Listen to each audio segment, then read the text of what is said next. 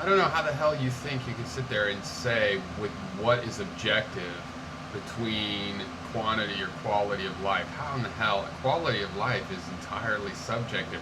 Whether somebody's quality of life was based on how many people are going to miss them and those are objective things, I don't think so. But I totally disagree with the idea of an objective morality. It's nonsense. If you say there's an objective reality, but we just can't see it, well, then there is no objective reality for people, right? Do you have the faith that it's out there? But no. The search for absolutes is a search for universals, universal truths. So that's a truth that would always be true. Now, your idea of suffering, even that one, you have to go, but maybe if there was a purpose, then that's not a universal. Universal, A equals A is universal. But it's a tautology, so even that one is controversial.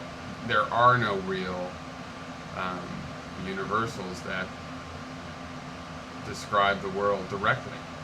And the reason is because we make our judgments from frame of references. And the only time you can force something on somebody else as though it was an objective reality is when you share a frame of reference. But of course, we share lots of frames of reference. We all have the same DNA. We all have the same planet. We share a lot of frames of reference. The idea of killing or murder or something like that is universal? No, because you can't say all killing is wrong, right? Because killing in self-defense is okay. And the attempt to invent a term like murder as a certain kind of killing that isn't allowed is again a tautology where you're just setting up all the killing that's okay, but there's still a blurry, non-absolute distinction between the okay kind and the non-okay kind. It is a judgment call of when a killing turns out to have really been murder. Not every time it's not a judgment call, sometimes it's clear, but it's essentially a judgment call, and it gets very close down to, well, was that self-defense or was that murder? I also don't agree with, in your other video on this, you talk about purity. There is no purity either. When you talk about perceiving, that is a subjective reality. That is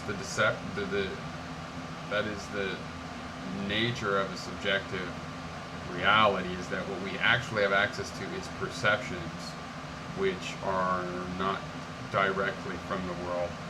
Then you go on about suffering a lot, and I think this looks like it's the root of your objectivity. I know I agree with you. I want to have a world where there's less suffering, but I know I have suffered and learned from it in my life. I know that